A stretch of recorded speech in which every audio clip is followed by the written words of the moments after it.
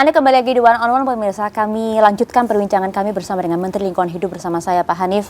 Tadi Anda sampaikan sudah ada sejumlah perusahaan yang kemudian Anda bekukan izinnya dan masih terus didalami penyelidikan, bahkan ada arah potensi menuju ke pidana dalam hal ini.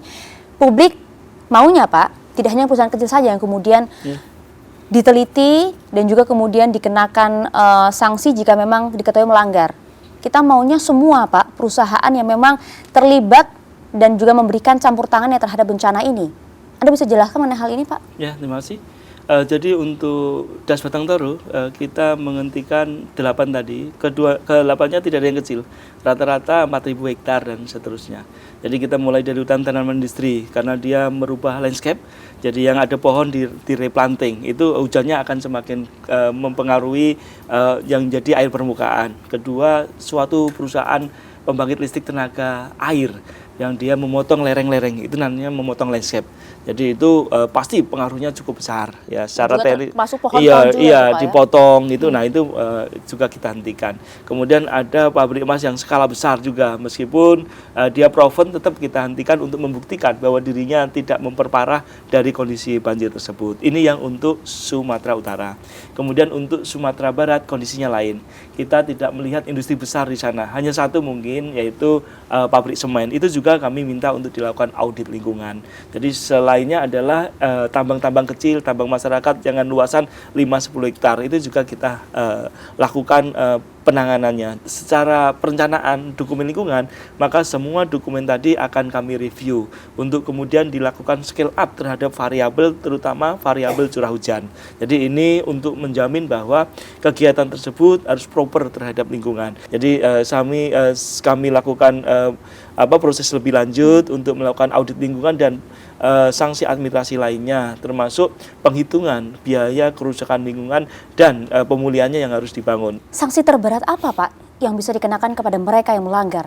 Ya kita akan lihat ya, kalau memang sanksinya sebenarnya kalau bicara hukum, maka sedikit banyak begitu dia merusak lingkungan itu sudah melanggar pasal 98 tentang kerusakan lingkungan. Nah ini bisa ke arah pidana. Jadi maksimal kita bisa ke arah pidana dengan ancaman minimal 5 tahun sampai 10 tahun. Jadi ini angka yang cukup besar untuk kemudian mampu diharapkan mendorong keamanan dari lingkungan kita. Kalau kemudian ancamannya adalah pidana Pak Hanif, dan Anda getol betul untuk kemudian memastikan setiap perusahaan yang melanggar akan bertanggung jawab dalam bencana ini. Anda nggak takut Pak kalau Anda katakan tadi ini perusahaan-perusahaan besar yang tentu mau tidak mau kita paham betul rahasia publik, pasti 1-2 ada intervensi di sana. Ya, saya pahami itu, tapi perintah Bapak Presiden bahwa saya diminta menjadi Menteri Lingkungan Hidup untuk menjaga dengan betul kapasitas kualitas lingkungan kita, sehingga tentu apa yang kami sampaikan, kami lakukan tidak lepas dari arahan Bapak Presiden. Tidak ada kemudian intervensi yang harus kami cermati kecuali memang kondisinya berbeda lain di lapangannya. Mungkin pertanyaan berikutnya Pak, yang mungkin juga menjadi pertanyaan publik juga. Mengapa baru sekarang Pak, setelah bencana itu ada, review ini dilakukan, penindakan itu dilakukan? Selama ini seperti apa tinjauan dari pihak Kementerian Lingkungan Hidup, LH? Jadi boleh katakan kita memiliki 5.000 unit usaha di seluruh tanah air ini dengan jumlah pengawas hanya kurang dari 3.000 orang. Kenapa review baru dilakukan ini? Maka kita juga tidak membayangkan bahwa curah hujan yang demikian tinggi hadir di tengah-tengah kita yang sebenarnya belum pernah ada. Dokumen lingkungan itu dilakukan jauh-jauh hari sebelumnya, bahkan mungkin 10-20 tahun lalu dengan variabel yang saya tadi sebutkan curah hujannya. Hari ini curah hujan datang dengan sangat lebih tinggi. Kita tidak menyalahkan alam, tetapi memang ini perubahan iklim yang harus kita hadapi. Maka kemudian kita harus memperbaiki kualitas lingkungan, dokumen lingkungan kita dengan mereview semua dokumen lingkungan kita dengan mengganti angka variabel yang harusnya 125 naik di angka 250 sampai 300 mm. Selama ini Pak Menteri dan juga tim dari KLH tidak melihat pelanggaran yang dilakukan oleh sejumlah perusahaan ini Pak? Berdasarkan Undang-Undang 23 tentang pemerintah daerah, maka sebenarnya kewajiban lingkungan hidup itu terbagi habis antara provinsi, kabupaten, dan pemerintah pusat. Nah, pemerintah pusat bahkan dulu selama 14 tahun kita tidak memiliki badan pengendalian lingkungan hidup. Yang ada hanya Menteri Lingkungan Hidup. Menteri Lingkungan Hidup hanya memiliki 2 tugas, yaitu merumuskan kebijakan dan melakukan koordinasi dan sinkronisasi. Kemudian sistem kita juga belum kokoh, sehingga ini tidak mudah. Maka kemudian kita mengharapkan masukan semua masyarakat. Kita juga menangkap semua aduan-aduan dalam bentuk media sosial untuk kita tidak lanjuti, karena kita sadar betul kapasitas kita untuk sampai di tingkat apa itu tidak mudah. Melihat landscape lingkungan hidup yang tentu Bapak juga sudah miliki, Bapak juga kemudian expert di bidang ini juga, termasuk juga kehutanan. Anda melihat Pak, memang ternyata deforestasi di wilayah Sumatera ini sudah berlebihan.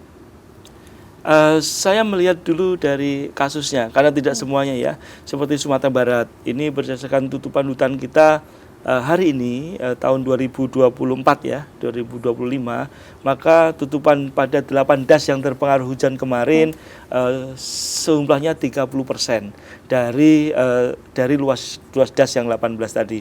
Artinya memang terjadi penurunan yang cukup sangat signifikan dari tutupan hutan kita. Jadi selama 2009 sampai 2025 kita hampir kehilangan di 8 das tadi sekitar 8.900 hektar yang kita kehilangan selama 2009 sampai 2025 untuk 8 das utama yang terkena banjir kemarin. Maka deforestasi ini merupakan salah satu akar masalah dari 3 akar masalah utama yang saya lihat. Ini kami mengutip data dari Greenpeace, Pak. Tutupan hutan alami sendiri memang di wilayah Sumatera sebenarnya saat ini angkanya kalau bisa dipresentasikan hanya sekitar 24% atau tepatnya 11,6 juta hektar. Publik tentu akan menyoroti juga kementerian Anda terkait dengan hal ini. Ya, jadi tentu ini menjadi tugas kita utama ya, karena memang ini kejadian yang panjang yang harus kita pulihkan segera. Maka kami hari ini telah melakukan diskusi serius dengan seluruh expert yang ada di 3 provinsi tadi, dengan mengerahkan seluruh universitas yang ada untuk memberikan rekomendasi-rekomendasi yang harus ditaati. Ya. Termasuk juga sorotan terhadap AMDAL, Pak, yang kemudian dimiliki oleh sejumlah perusahaan, banyak yang menilai tidak sesuai. Ya, makanya saya bilang tadi AMDAL ini kan dibagi kewenangannya, ada yang dilakukan di provinsi, di kabupaten dan di pusat. Namun dengan kejadian ini kita review semua. Kita review, kita bawa ke Jakarta untuk kita perbaiki. Menteri memiliki kewenangan untuk kemudian mereview semua dokumen AMDAL yang berada di bawahnya tanpa terkecuali. Kami tunggu itu, Pak, karena tentu bencana ini menjadi alarm kita semua, dan juga kita tahu betul ini prosesnya cukup panjang dan juga sudah berpuluh-puluh tahun terjadi. Kemudian kebetulan saja Anda menjabat saat ini begitu ya, banyak PR yang kemudian Anda harus lakukan. Kami ingin tahu betul Pak Menteri sebenarnya langkah-langkah apa ke depan selain hasil review yang ingin kemudian Anda lakukan terkait misalnya dengan beragam kebijakan, strategi program, izin AMDAL, kemudian juga izin perusahaan-perusahaan lain yang kemudian Anda akan perbaiki ke depannya. Kami jawab sesaat lagi Pak, langkah-langkah Anda. Usai jeda.